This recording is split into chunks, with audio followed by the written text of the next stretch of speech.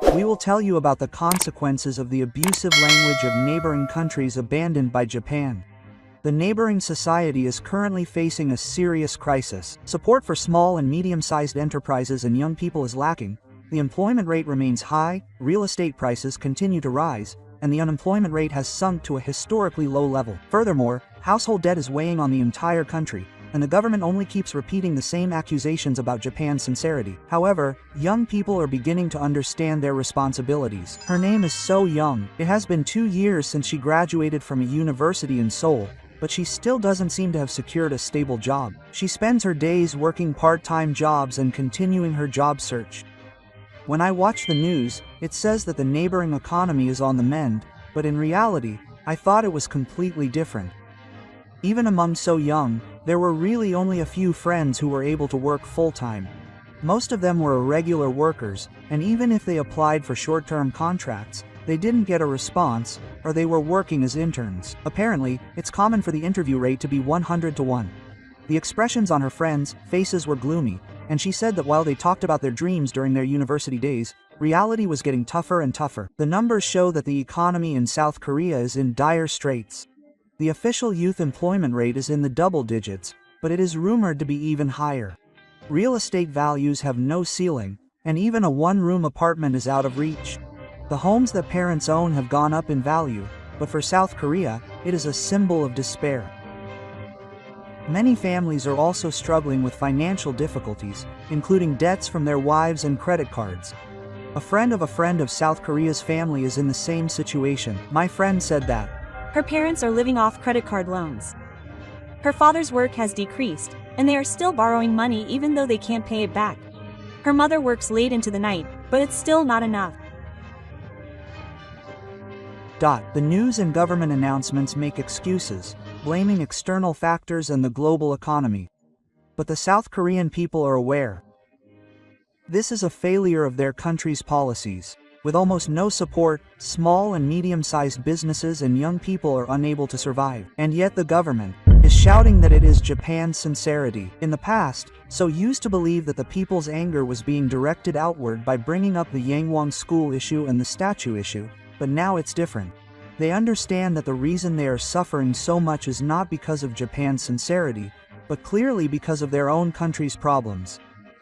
More young people are talking about how they have been deceived all this time.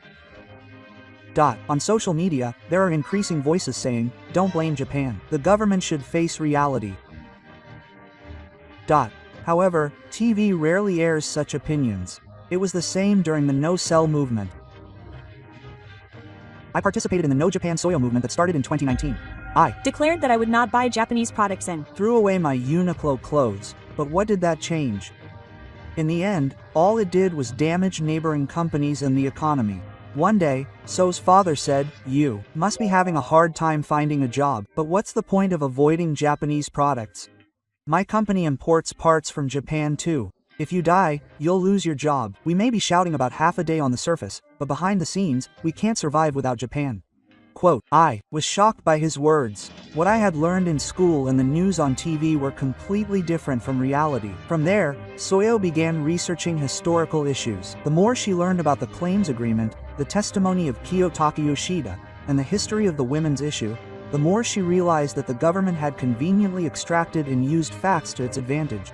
Japan has apologized and provided support, yet, they continue to say that the neighboring country has not yet been punished. I thought to myself, they should have realized this by now.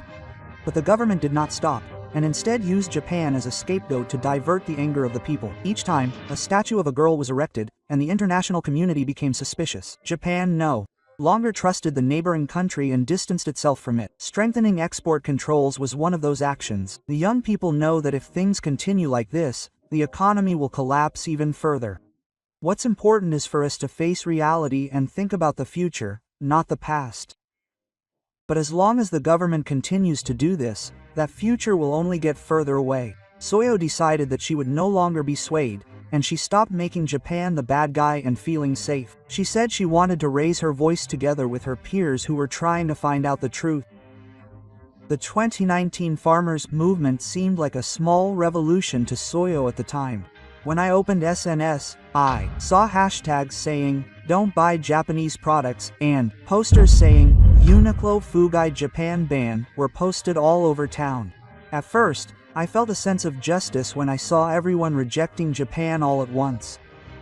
But then, after a few years, I realized that it was just self-indulgence and had only made life even harder for the people. In the end, it was the consumers in the neighboring country who were the ones who lost out. Even if they avoided Japanese products, the big difference was that they were expensive and the quality was poor. The cosmetics from the neighboring brand that I bought because they were cheap caused my skin to irritate and my smartphone broke right away. And there was an even bigger problem behind the scenes. Just as my father had said, many neighboring companies were dependent on parts and materials from Japan. It wasn't just Uniqlo and beer that were affected, but also the reactionaries and the automobile industry. The movement didn't just damage Japan, it had a direct impact on the country's industry. While everyone was shouting and showing their pride, the economy was quietly collapsing. Even so, the government said smugly that the people were united in standing up to Japan. But in reality, Japanese beer disappeared from supermarkets and was replaced by piles of cheap beer from neighboring countries, only to see its taste and quality decline. Furthermore, small and medium-sized enterprises in neighboring countries were also affected. When large companies restricted exports from Japan, their subcontractors also lost work. More companies went bankrupt, and employment became increasingly unstable. It coincided with the time when Soyo was looking for a job, and the number of job openings suddenly decreased. My mother also told me, "Soyo, you are having a hard time because of the times. But it is true that the country made the wrong choice. Quote, instead of blaming Japan, we must face our own responsibilities or we will have no future." Her words carried weight. Everyone across generations has the same negative feelings. Furthermore, Japan responded calmly during the Fubei movement. It strengthened export controls, but it did not take any major open retaliation. Rather, it simply showed its intention not to support an untrustworthy party in silence. That was the most frightening thing. If Japan had spoken up, there might have been room for discussion, but the fact that it kept its distance was notorious for the neighboring country. It lost business partners, technical cooperation, and trust. The mood on SNS gradually changed. At first, it was filled with passion to defeat Japan, but after a few months, complaints grew that it was too inconvenient to live without Japanese products because life was difficult. So remembered a certain post. A post saying that throwing away Uniqlo was not out of patriotism but simply regret had thousands of likes. And the distribution movement gradually faded into obscurity. But the price was high. The neighboring country came to be seen not only by Japan but also by the international community as a country that did not keep its promises and acted on emotion. For Soyo, the buy movement was the moment when everything she believed in collapsed. It was an illusion that the future would be better if she continued to attack Japan. In fact, it was the opposite, and they lost trust and were staking their own necks. From that time on, Soyo began to think that it was important to face reality rather than feel safe by making Japan the bad guy. But the government still refused to face reality. On nights when she was tired from job hunting, Soyo would often browse the internet and think deeply. The news still said that Japan was to blame, but she wondered if that was really true. Because they knew that their lives were hard because it wasn't Japan's fault. One day, they searched and found the word claims agreement. It was a treaty concluded in 1965, and it stated that Japan would provide economic support and neighboring countries would waive their claims for compensation. It seems that it was hardly taught in school, and it wasn't reported on TV. Son couldn't help but exclaim. He wondered why no one was talking about it, and the next day he asked his friend if he knew about the claims agreement. He said he didn't know what it was. The two of them looked at each other and smiled wryly. It had long been assumed that Japan had done nothing, but that was not true.